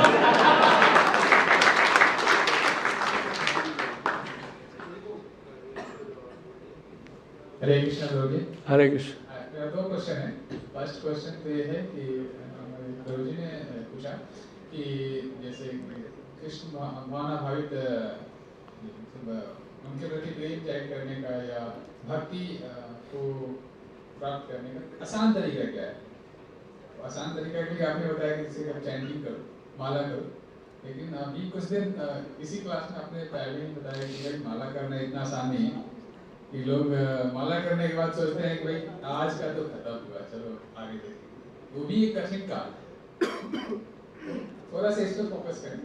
और दूसरा मेरा क्वेश्चन ये है कि कई जगह हम सीखते हैं, कई गुरु भी कराते हैं कि भाई आप मल्टीटास्किंग करो, फोकस कई सारी चीज़ों पर फोकस करो कि युग जो है काफ़ी तेज़ी से बढ़ रहा है, टेक्नोलॉजी का जमाना है, तो आप सिंगल फोकस करो तो बहुत पीछे रहो। मल्टीटास्किंग इस पर थोड़ा सा मैं चाह रही हूँ कि आप फोकस करें। हरे कृष्ण। देखिए, हमारा पॉइंट ये कहने का मतलब ये था,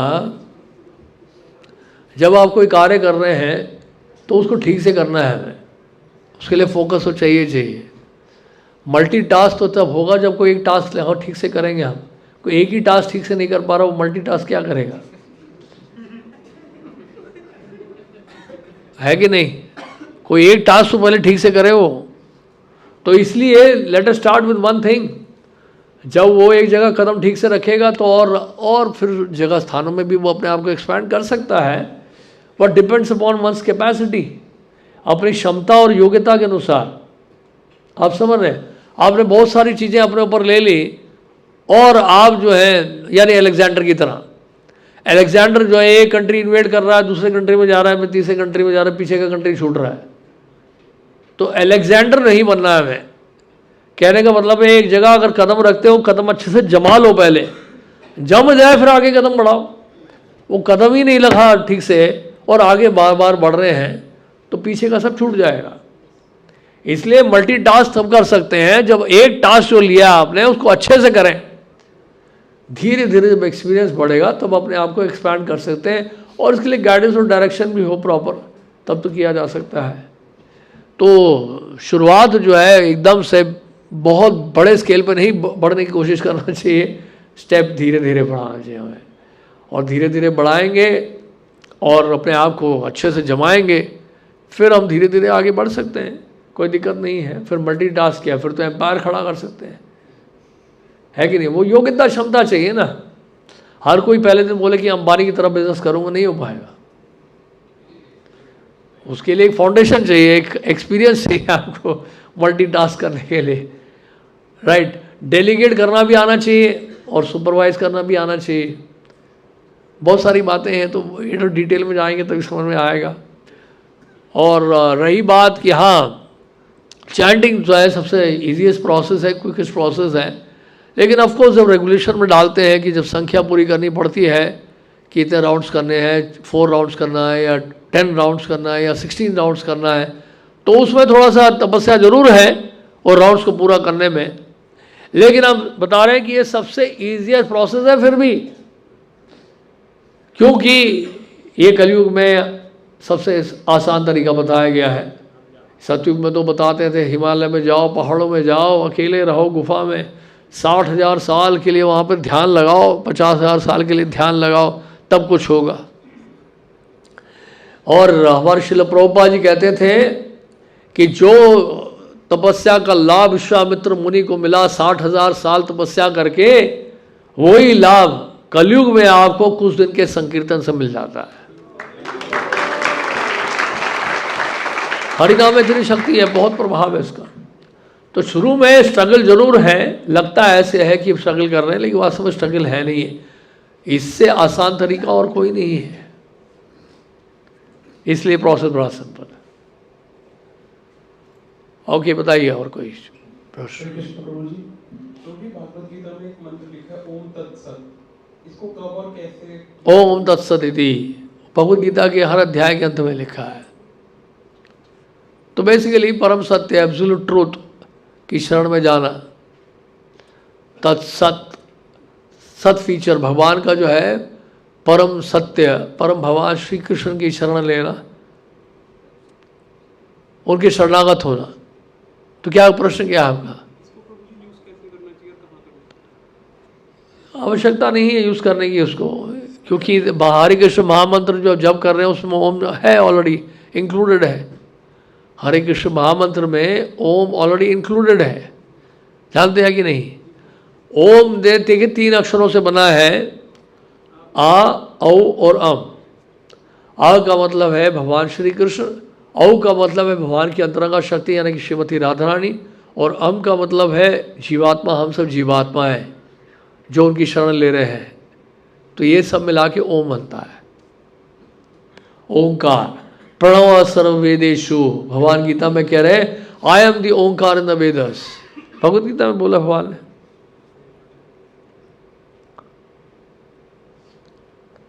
और बताइए।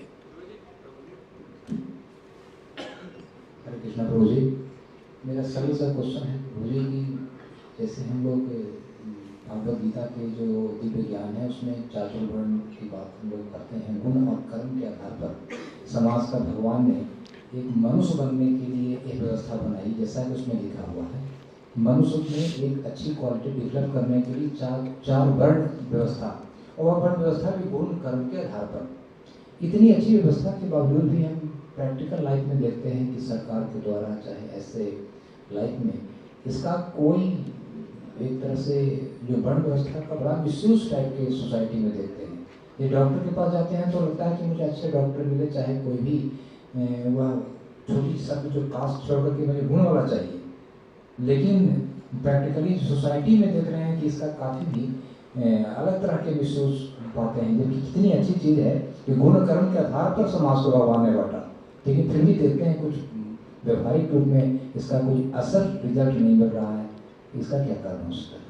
देखिए, नेचुरल डिवीजन तो हमेशा रहेगी। वर्णाश्रम धर्म जो है वैसे व्यवहारिक रूप में दिखाई नहीं पड़ता है, लेकिन देखा जाए वर्णाश्रम धर्म जो है बेसिकली गुण और कर्म के आधार पर है, इसको पूरी तरह से नष्ट भी नहीं किया जा सकता है। 4 जो डिवीज़न है सोसाइटी के वो हमेशा एग्जिस्ट करेंगे ही करेंगे।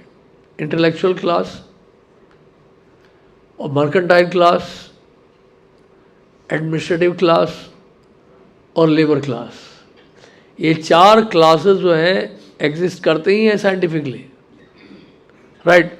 बट डिफाइन नहीं हो पा रहे हैं, क्योंकि डिफाइन इसलिए नहीं हो पा रहे हैं क्योंकि क्या है, अधिकांश जनता जो है कलयुग में बताया गया है कलौ शूद्र संभवा, कलयुग में अधिकांश जनता जो है वो शूद्र होगी, शूद्रता की प्रधानता है, क्योंकि शूद्रता का मतलब है तमोगुण का प्रभाव, क्योंकि वो संस्कार ही नहीं मिल रहे हैं।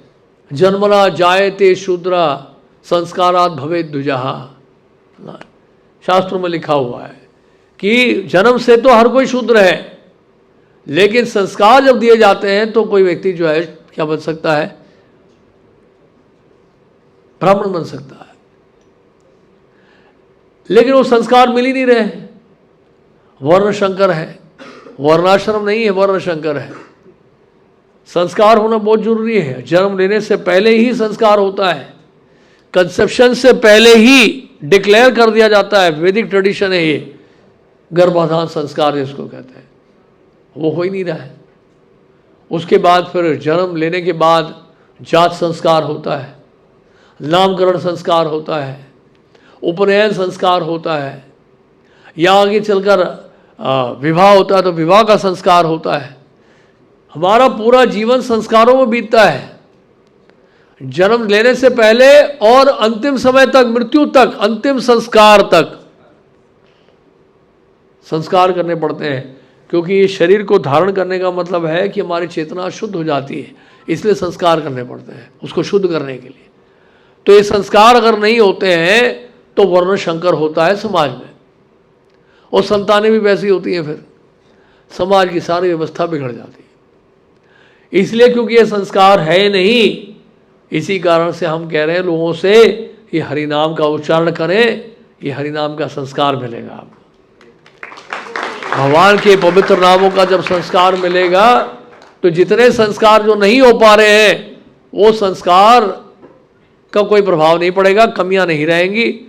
हरि नाम के संस्कार से हम लोग शुद्ध हो जाएंगे, चेतना हमारी पवित्र हो जाएगी। हरि नाम में इतनी शक्ति है, हरि नाम का इतना प्रभाव है कि ये वर्णाश्रम धर्म को उत्पन्न करेगा। दैवी वर्णाश्रम धर्म जो है स्वाभाविक रूप से उत्पन्न हो जाएगा समाज में, केवल हरि नाम के उच्चारण से। जब खूब संकीर्तन होगा, खूब हरिनाम लेंगे, प्रत्येक व्यक्ति समझ पाएगा कि मैं किस वर्ण का हूं और किस आश्रम का हूं। ये संकीर्तन जो है वर्णाश्रम धर्म की स्थापना कर सकता है, अन्यथा कोई और उपाय नहीं है। इसलिए हरिनाम लेते धीरे धीरे हमें समझ में आने लगता है कि मैं कौन से वर्ण का हूँ, कौन से आश्रम का हूँ, मैं क्या कर सकता हूँ, मैं क्या नहीं कर सकता हूँ, समझ में आने लगता है। कन्फ्यूजन खत्म हो जाएगा। अधिकांश लोग कन्फ्यूज हैं, लोगों को पता ही नहीं करना क्या जीवन में,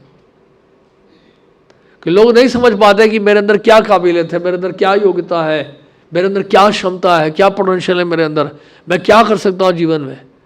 लोग इस बात को नहीं समझ पा रहे हैं, जगह जगह जाते हैं काउंसलिंग के लिए।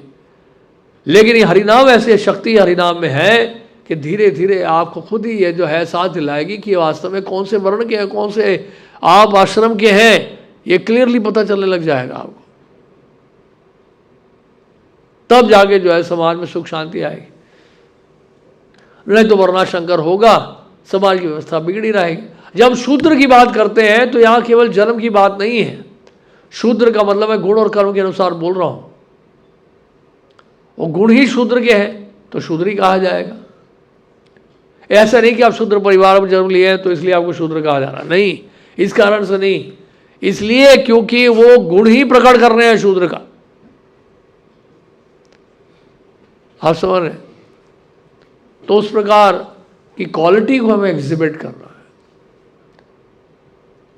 जज का लड़का आवश्यक नहीं कि जज ही बने, वकील का लड़का ऐसा नहीं कि वकील ही बनेगा, कि मेरे पिता वकील हैं तो मैं भी वकील हूं।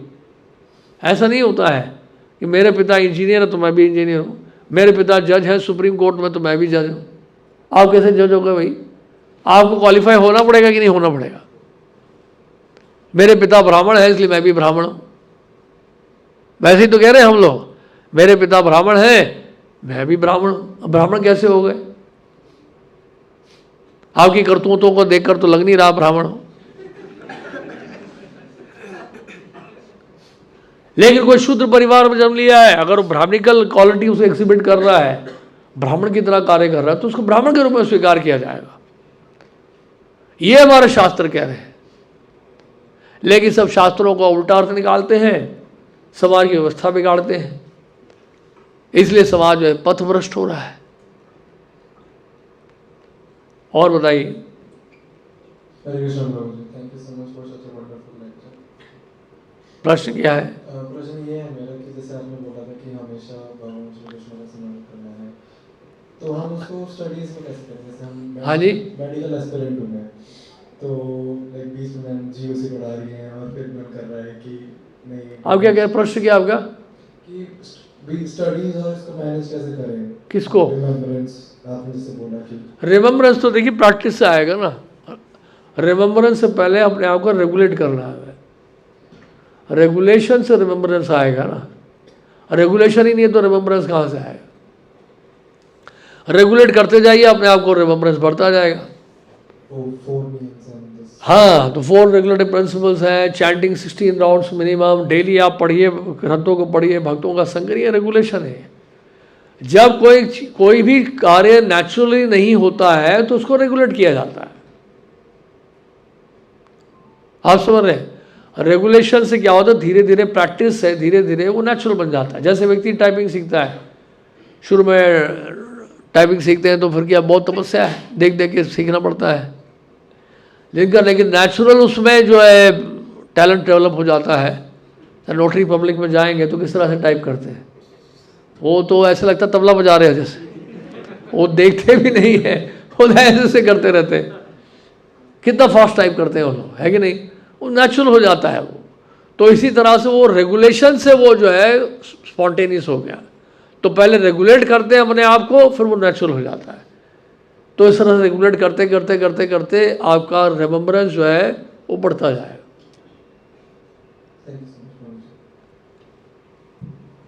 हरे कृष्ण प्रभु जी। प्रभु जी, जो 66 नंबर श्लोक है, सर्वधर्मान परित्यज्य, उसमें भगवान द्वारा सारे धर्मों को त्याग करके मेरी शरण में आओ। ये मुझे बहुत ज़्यादा कंफ्यूजिंग लगता है। आप मुझे बताइए, धर्मों को त्याग करके धर्म का आश्रय क्या है? कौन से धर्मों की बात करते हैं? जैसे वर्णाश्रम धर्म है, कोई कहता है मैं ब्राह्मण हूँ, कोई कहता है मैं क्षत्रिय हूँ, कोई कहता है मैं वैश्य हूँ, कोई कहता है शूद्र हूँ, कोई कहता है मैं ब्रह्मचारी हूँ, कोई कहता है मैं गृहस्थ हूँ, कोई कहता है मैं वानप्रस्थ हूँ, कोई कहता है मैं सन्यासी हूँ। भगवान कहते हैं सर्वधर्मान परित्यज्य माम एकम शरणम व्रज। भगवान कह रहे हैं बहुत टेंशन मत लो भैया, क्या हो तुम मेरी शरण में आ जाओ बस। चिंता मत करो कि मैं ब्रह्मचारी हूँ या गृहस्थ हूँ। भगवान की शरण लेना जो है वो सबसे महत्वपूर्ण है। आप कौन हो क्या हो उसकी चिंता ना करो। मैं अमेरिकन हूँ, मैं इंडियन हूँ, मैं क्रिश्चियन हूँ, मैं हिंदू हूँ, मैं ये हूँ, मैं वो हूँ। आप तो ये शरीर ही नहीं हो, फिर क्या हो? आप तो आत्मा हो। और भगवान कह रहे हैं ये सब जीवात्मा मेरे सनातन अंश है। तो भगवान की शरण लेनी है, यह सर्वोच्च धर्म है। सवई पुंसा परो धर्मो यतो भक्ति रधोक्षजे। तो सुप्रीम ऑक्युपेशन ड्यूटी, सर्वोच्च धर्म जो है वो भगवान की शरण लेना है। जब भगवान की शरण लेंगे तो वही है सबसे बड़ा धर्म। सबसे बड़ा धर्म ने कोई नहीं है।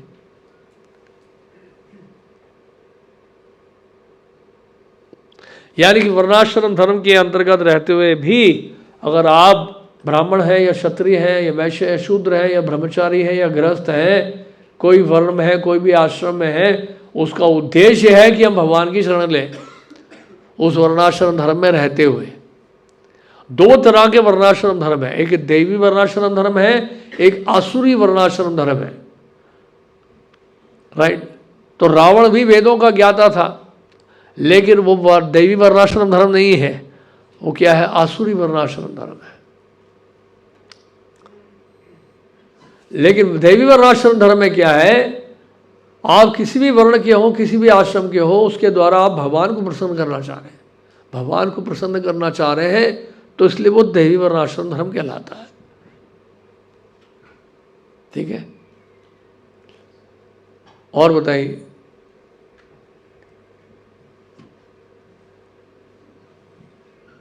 कृष्ण बाबू जी, हमारे जीवन की सच्चाई क्या है? सच्चाई, झूठ को पहचानते हैं आप तो सच्चाई समझ में आ जाएगी आपको। यही तो लॉ ऑफ रिलेटिविटी है, सच और झूठ। तो झूठ आप जानते हैं कि क्या है, तो सच ये है। Krishna is the supreme absolute truth, परम सत्य। सत्य बहुत कुछ है लेकिन परम सत्य नहीं है, क्योंकि जितना भी सत्य संसार में है वो रिलेटिव है। जितना भी सत्य है संसार में वो क्या है? एक रिलेटिव टर्म है। लेकिन भगवान कृष्ण जो है वो परम सत्य है, वो रिलेटिव नहीं है, वो एब्सोल्यूट है। वो एब्सोल्यूट ट्रूथ है।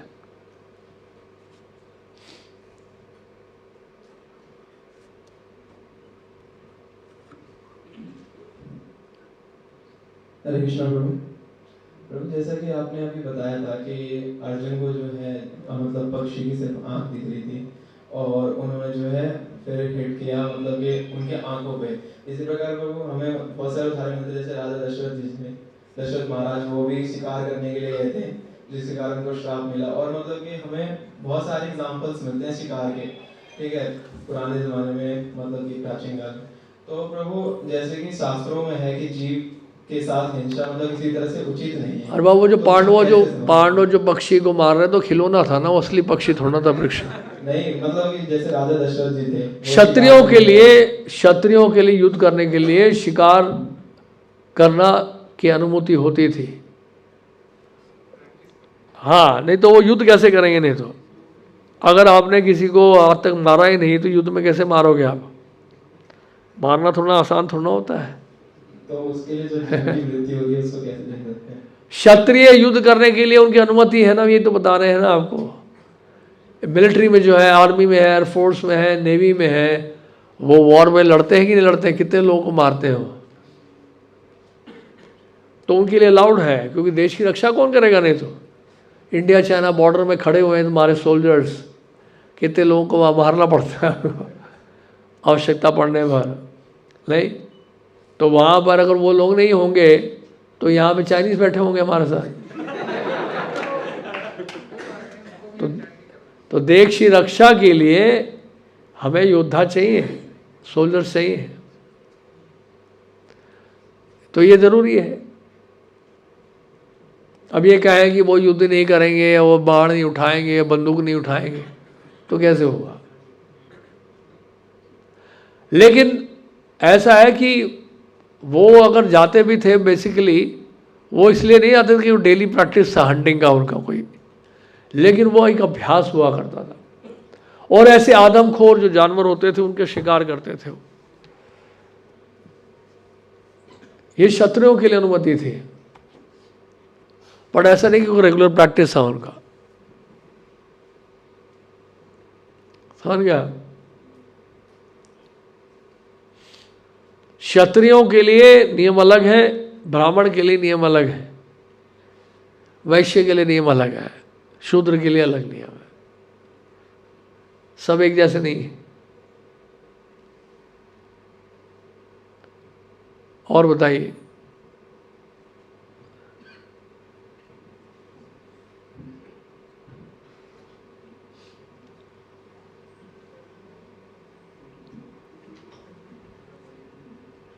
हरे कृष्णा प्रभु जी, दंडवत प्रणाम।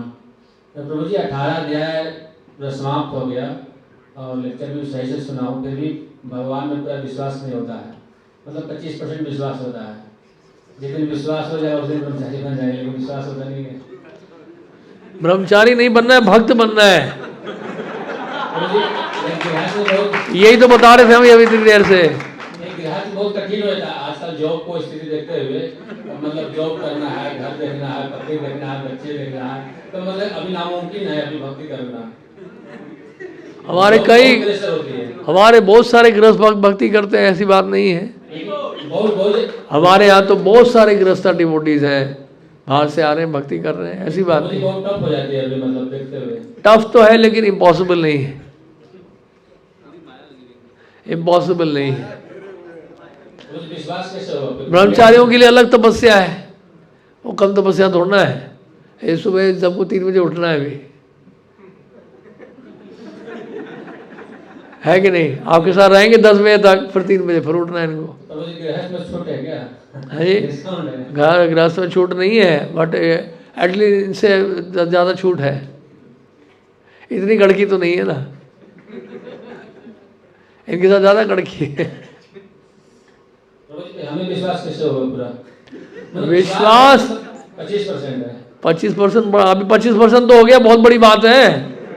25% तो बहुत होता है, 25% कम थोड़ा है। तभी तो आप बैठे हो इतनी देर से यहाँ। धीरे धीरे बढ़ जाएगा, वॉल्यूम बढ़ जाएगा, चिंता ना करो। भगवत गीता पढ़ते रहो रेगुलरली, माला करें, ज़्यादा नहीं होती, कम माला करो, करिए जरूर माला। रेगुलरली आइए, टेम्पल का दर्शन करिए, भक्तों का संग करिए, सब ठीक हो जाएगा। 25-50% बन जाएगा, चिंता ना करें। 25% बहुत है। कई लोगों का तो 1% भी नहीं हो रहा है, कई लोग तो मंदिर में घुस ही नहीं रहे। हाँ नहीं, 1/4 हो जाएगा। 25% बहुत है। 25% बोल रहे हैं आप, तो बहुत बड़ी बात है। हरे कृष्ण। ओके, यहीं पे विराम देते। लास्ट क्वेश्चन, समय हो गया है। हरे कृष्णा प्रभु, मैं ये जानना चाहता हूँ प्रभु कि हम किसी और ने दीक्षा ले चुके हैं, तो इसमें हम लेना चाहते हैं, तो कैसे क्या हो सकता है? ये तो बहुत पर्सनल क्वेश्चन है, आपसे अलग से बात करनी पड़ेगी। पब्लिकली आंसर नहीं दे सकता मैं इसका, क्योंकि डिपेंड करता है कि कहाँ से आपने दीक्षा ली। अगर आपने, देखिए मैं एक जनरल आंसर दे रहा हूँ यहाँ पे, प्रमाणिक वैष्णव संप्रदाय से अगर आपने दीक्षा ली है तो फिर वो दीक्षा वही है, हो गई आपकी, फिर यहाँ दीक्षा नहीं होगी। अगर आपने प्रमाणिक वैष्णव संप्रदाय से दीक्षा ले ली है तो आप दीक्षित भक्त हैं ऑलरेडी। बाकी बाद में बात करेंगे डिटेल में, इतना ही आंसर दूंगा। हरे कृष्ण। श्रील प्रभुपाद की जय।